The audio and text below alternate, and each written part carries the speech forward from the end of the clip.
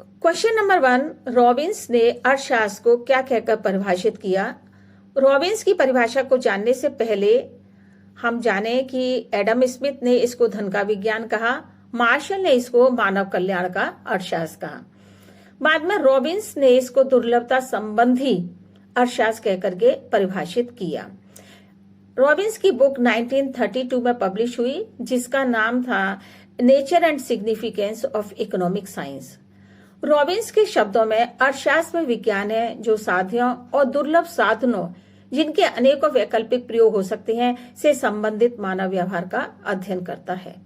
Economics is the science which studies human behavior as a relationship between ends and scarce means which have alternative uses। यानी Robins ने मनुष्य की असीमित आवश्यकताओं का सीमित साधनों में संबंध स्थापित करने का प्रयत्न किया है। रॉबिन्स की इस परिभाषा में 4 तत्व निकल करके आते हैं।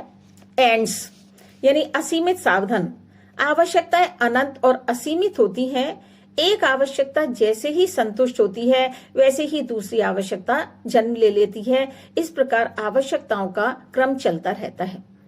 दूसरा, स्केर्स मीन्स यानी दुर्लभ साधन, आवश्यकताओं की पूर्ति के लिए अर्थात समय और धन सीमित होते हैं, जिसके कारण कुछ आवश्यकताएं पूर्ण होती हैं और कुछ आवश्यकताएं अपूर्ण रह जाती हैं। थर्ड, अल्टरनेटिव यूजेस, एक ही साधन का अनेकों प्रकार से प्रयोग किया जा सकता है। जैसे कि एक भूमि का टुकड़ा ले लें जिस पर खेती हो सकती है, मकान बन सकता है, दुकान बनाया जा सकता है, ऑफिस हो सकता है, स्कूल बनाया जा सकता है या फिर मॉल हो सकता है। यानी एक ही साधन का अनेकों प्रकार से प्रयोग किया जा सकता है। एंड नंबर 4, चॉइस मेकिंग या चुनाव प्रक्रिया, साधन सीमित होने के कारण मनुष्य को यह चुनाव करना पड़ता है कि वह पहले अपनी कौन सी आवश्यकता की पूर्ति करे और किस आवश्यकता को बाद में पूरा करने के लिए वो छोड़ दे। अतः असीमित आवश्यकताओं तथा सीमित साधनों और अनेकों उपयोग वाले साधनों के बीच मानव का व्यवहार कैसा हो जाता है, चॉइस मेकिंग का, उसको चुनाव करना पड़ता है। रॉबिन्स के अनुसार यह चयन प्रक्रिया ही इकोनॉमिक प्रॉब्लम या आर्थिक समस्या कहलाती है। उनके अनुसार इसी आर्थिक समस्या का अध्ययन अर्थशास्त्र में किया जाता है। यही चारों तत्व मिलकर आर्थिक समस्या उत्पन्न करते हैं। यदि इसमें से एक तथ्य को भी बाहर निकाल दिया जाए, यानी कि हम ends, scarce means, alternative uses या चुनाव की प्रक्रिया, इन चारों में से किसी एक तथ्य को बाहर निकाल दें, तत्व को बाहर निकाल दें, तो फिर चुनाव की या आर्थिक समस्या उत्पन्न ही नहीं होगी। इसलिए अर्थशास्त्र को चुनाव का विज्ञान यानी economics is the science of choice making माना गया है। इसके अंदर आवश्यकताओं के असीमित होने से कोई आर्थिक समस्या जन्म ही नहीं लेती। यदि हमारे पास में साधन भी असीमित होते, हमारे पास में हम जितना हम चाहे उतना हमारे पास में धन होता, तो कोई भी आवश्यकता बिना पूरी करे हुए रह ही नहीं सकती थी, यदि उनको पूरा करने के लिए हमारे पास में पर्याप्त मात्रा में समय और साधन उपलब्ध हैं। क्वेश्चन नंबर 2, पूर्ण प्रतियोगिता की विशेषताओं का उल्लेख कीजिए। Explain characteristics of perfect competition. पूर्ण प्रतियोगिता, मार्केट के अंदर पूर्ण प्रतियोगिता, अपूर्ण प्रतियोगिता, एकाधिकार, अल्पाधिकार की स्थितियां पाई जाती हैं। पूर्ण प्रतियोगिता कौन सी प्रतियोगिता है, उसके अंतर्गत निम्न बातों का होना आवश्यक होता है। नंबर 1, होमोजीनियस कमोडिटीज यानी समरूप वस्तुएं। पूर्ण प्रतियोगिता के अंतर्गत जितनी भी वस्तुएं उत्पन्न की जाती हैं वो एक जैसी होती है, उनके आकार, प्रकार, रंग, रूप में किसी भी प्रकार का कोई परिवर्तन नहीं किया जाता है। Number 2, perfect knowledge of the market. क्रेता और विक्रेता दोनों को ही बाजार का पूर्ण ज्ञान होता है कि किस बाजार के अंदर कौन सी वस्तु किस कीमत पर बिक रही है। उत्पत्ति के साधन में पूर्णतः गतिशीलता, perfect mobility of production factors, यानी उत्पत्ति के जो साधन हम प्रयोग करते हैं उनके अंदर पूर्ण गतिशीलता पाई जाती है। कोई भी साधन किसी भी स्थान पर कहीं भी दूसरी जगह पर ज्वाइन कर सकता है, क्योंकि उसको मालूम है हर स्थान पर जो उसको आय मिल रही है उतनी ही आय एक स्थान से दूसरे स्थान पर जाने के लिए मिलेगी। इसीलिए परफेक्ट मोबिलिटी बनी रहती है। पूर्ण प्रतियोगिता के अंतर्गत AR is equal to MR रहता है, यानी कि मार्जिनल रेवेन्यू बराबर है एवरेज रेवेन्यू के, यानी औसत आगम और सीमांत आगम दोनों बराबर होते हैं। ये हमेशा एक पड़ी हुई लाइन के रूप में प्रदर्शित होते हैं। एसी और एमसी की ही कंडीशंस इसके अंदर चेंज होती हैं। फर्मों का स्वतंत्र प्रवेश एवं बहिर्गमन, free entry and exit of the firms.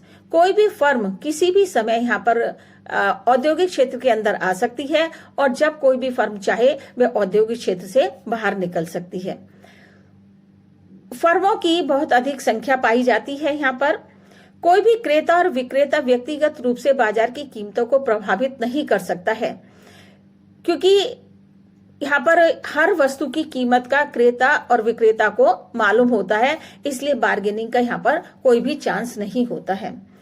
Cut throat competition इसको बोला जाता है, गला काट प्रतियोगिता। यदि एक विक्रेता अपनी वस्तु की कीमत कम करता है तो अन्य विक्रेताओं को भी वस्तु की कीमत अपनी कम करनी पड़ती है।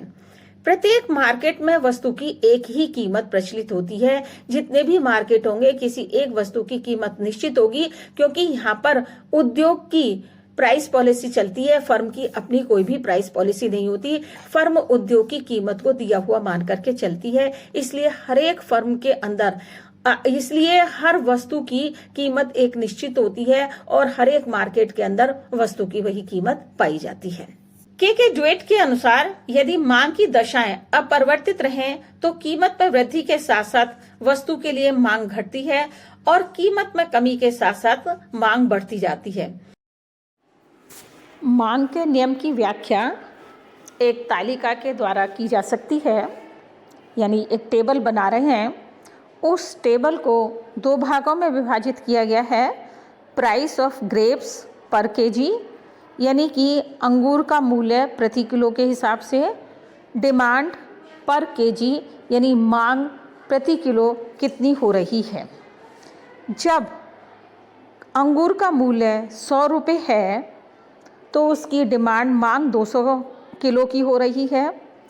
जब उसका कीमत घट कर के 80 रुपये हो जाती है तो उसकी मांग बढ़ कर के 250 रुपये हो जाती है।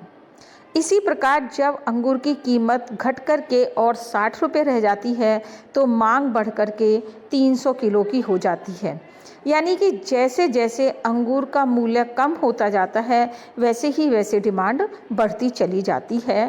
तो ये तालिका इस बात को स्पष्ट कर रही है।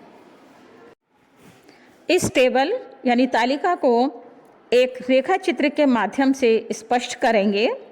ये रेखा चित्र जो आप स्क्रीन पर देख रहे हैं, इसमें OY एक्सिस पर प्राइस पर केजी लिया गया है, यानी कीमत प्रति किलो, और OX एक्सिस पर डिमांड पर केजी, यानी मांग प्रति किलो के हिसाब से। इसमें हमने 20, 40, 60, 80 और 100 ये उसकी प्राइस ली है, और डिमांड है 200, 250, 300, 350 एंड 400। जैसे जैसे हमने टेबल में दिखाया है उसी के अनुसार ये डायग्राम बनाया है। तो OY एक्सिस पर हमारी कीमत हो गई और OX एक्सिस पर हमारी मांगी गई मात्रा है।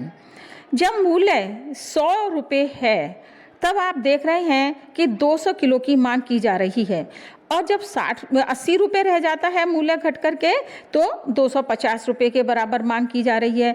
जब मूल्य और घटा 60 रुपये हो गया तो 300 किलो की मांग की जा रही है। इसी तरह से जब मूल्य घट करके 20 रुपये रह जाता है तो 400 किलो की मांग हो जाती है। ये DD जो वक्र आ रहा है ये हमारा डिमांड कर्व है, मांग रेखा है, जो ये बता रही है ऊपर से नीचे की ओर गिरती चली आ रही है कि जैसे जैसे वस्तु की कीमत कम होती जा रही है उसके हिसाब से वस्तु की मांग जो है वो बढ़ती चली जा रही है। तो मांग का नियम इसी बात को स्पष्ट करता है कि जब भी वस्तु की कीमत घटेगी या वस्तु की कीमत बढ़ेगी तो मांग या तो घटेगी या मांग बढ़ेगी, यानी कि कीमत और मांग में दोनों में एक अपोजिट संबंध हो जाता है। नंबर 4, उपभोक्ता के बचत के विचार की मान्यताएं बताइए। उपभोक्ता की बचत का विचार एक काल्पनिक विचार है। इसका प्रतिपादन डॉक्टर मार्शल ने किया। उन्होंने इसे उपभोक्ता की बचत या कंज्यूमर सरप्लस का नाम दिया। उनके अनुसार एक व्यक्ति किसी वस्तु के लिए जो कीमत चुकाता है वह उससे अधिक नहीं होती जितनी कि वह उस वस्तु से वंचित रहने की अपेक्षा देने को तैयार होता है। किंतु सामान्यतः वस्तु की कीमत उपभोक्ता को कम ही देनी पड़ती है।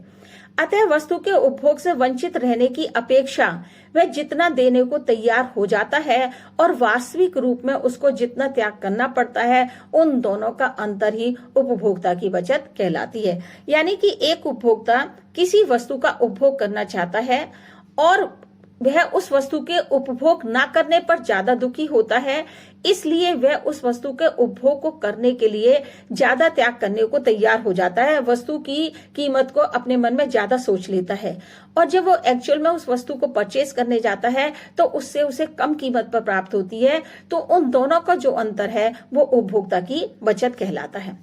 उपभोक्ता के बचत की कुछ मान्यताएं आती हैं, अजम्पशंस ऑफ कंज्यूमर सरप्लस, यानी कि उपभोक्ता का नियम तभी लागू होता है जबकि इन अजम्पशंस को इम्प्लीमेंट करके चला जाए। यानी मुद्रा की सीमांत उपयोगिता यथास्थिर रहना, marginal utility of money to be the same, यानी मुद्रा की सीमांत उपयोगिता यथास्थिर बनी रहे, लेकिन एक्चुअल में ऐसा नहीं होता है। जैसे जैसे मुद्रा हमारे पास से कम होती चली जाती है, मुद्रा की सीमांत उपयोगिता बढ़ती चली जाती है। उपभोग इकाइयों में समरूपता होना, होमोजीनियस कमोडिटीज, यानी जो इकाइयों का उपभोग किया जा रहा है उपभोक्ता की बचत निकालने के लिए वो इकाइयां बिल्कुल समरूप होनी चाहिए, एक जैसी होनी चाहिए।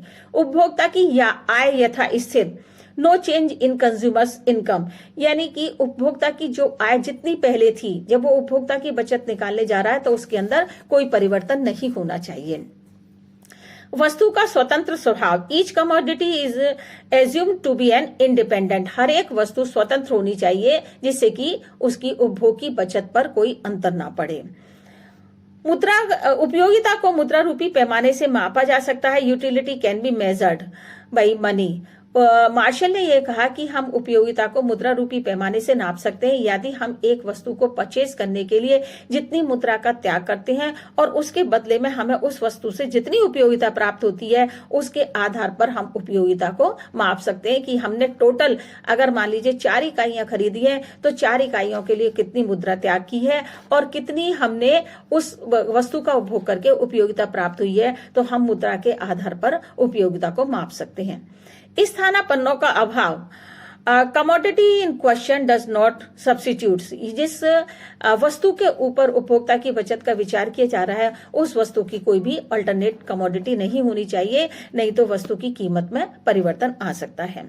वस्तुओं का निरंतर उपभोग करना, consumption should be in continuation, यानी वस्तुओं का एक इकाई का उपभोग करके हम उपयोगिता की बचत नहीं निकाल सकते हैं, बल्कि हमें वस्तुओं का उपभोग कंटिन्यूएशन में करना है, यानी कई इकाइयों का उपभोग करेंगे तब हमारे ये विचार निकल करके आ पाएगा। इसके साथ साथ रुचि, फैशन, आदत में किसी भी प्रकार का कोई परिवर्तन नहीं होना चाहिए।